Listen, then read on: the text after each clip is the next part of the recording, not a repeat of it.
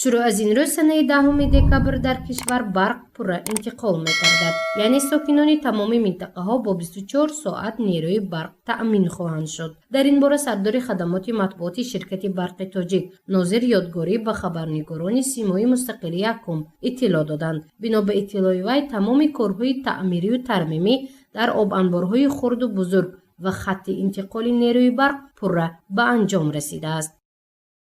рӯзи 9 декабри соли 2020 муроҷиатномаи ширкати барқи тоҷик пахш гардид, ки дар он бобати зарурияти энергетикӣ анҷом ёфтани тамоми корҳои таъмирӣ ва назоратӣ профилактикӣ ва шурӯъ аз 10 декабри соли 2020 пурра ҷорӣ намудани интиқоли барқ дар кишвар хабар дода шуд. ба таври илова мо ба муштариёни нерӯи барқ расондан мехоҳем, ки барқи тоҷик доимо дар талоши таъминоти хубтару бештари муштариён ба барқ аст ва мо ғайри ин ягон коли дигар надорем. пахш шудани овозаҳои номатлуб дар бораи фурӯхтани об, фурӯхтани барқ ба афғонистону покистон ягон асос надорад. ҳанӯз дар муроҷиатномаи ҳукумати ҷумҳурии тоҷикистон ба мардуми кишвар аз 28 июли соли 2020 қайд шуда буд, ки мо имрӯз ҳатто маҷбур шудем, ки пеш аз муҳлатҳои дар шартномаҳои байналдавлатӣ зикршуда интиқоли нерӯи барқро ба ҷумҳуриҳои ӯзбекистон ва ҷумҳурии исломии афғонистон қатъ намоем.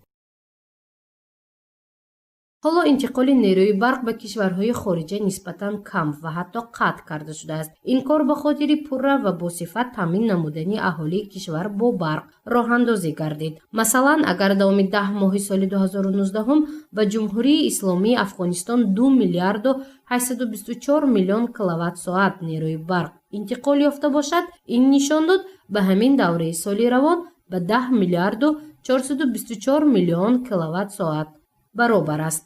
яъне интиқоли нерӯи барқ наздик ба 50% кам карда шудааст.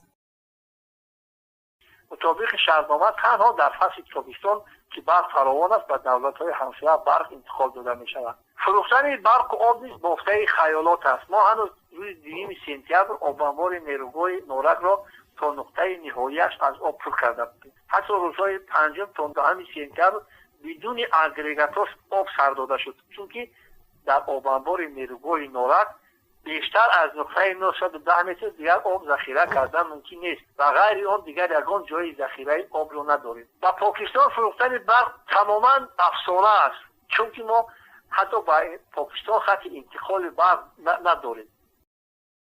ҳарчанд ҳукумати ҷумҳурии тоҷикистон ва ширкати барқи тоҷик баъди таъмиру тармим дубора ҷорӣ намудани интиқоли барқро 24 соат эълон кард, вале вазъияти таъминоти нерӯи барқ имсол мураккабтар боқӣ мемонад. аз ин рӯ сокинонро зарур аст, ки аз барқ сарфакорона истифода намоянд, то ба сифати интиқол таъсири худро нагузорад, мегӯянд мутахассисони ширкати барқи тоҷик. мутаассифона аз рӯи мушоҳидаҳои аэровизалӣ ки агентии обуҳавошиносии кумитаи ҳифзи муҳити зисти назди ҳукумати ҷумҳурии тоҷикистон имсол дар ҳавзаи дарёҳои қизилсу, ёхсу, оби хингоб, сурхоб ва камароб ба анҷом расонд, маълум мешавад, ки захираи барқ дар ҳавзаи дарёҳои номбаршуда дар соли 2019 ҳамагӣ 44% ташкил медод.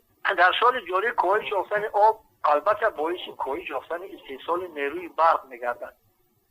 мо барои зимистон дар обанбори нерӯгоҳи норак ҳамагӣ 53 метр об захира карда метавонем, ки то ин дам зиёда аз 8 метри он хароҷот шудааст. ман аз муштариёни муҳтарами вилояти овозадори сухт хоҳиш мекунам, ки аз барқ сарфакорона истифода баранд ва инро ба дигарон ҳам тарғиб намоянд. хеле дар боло гуфтам, ин як кафолати муҳими он мешавад, ки мо ба маҳдудият барнагардем.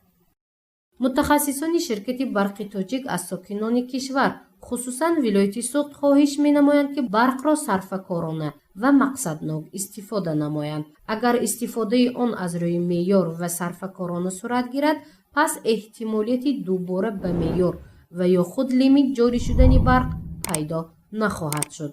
гузориши мафнушкуру Наимҷон Аюбов барои барномаи иттилоъоти хабар.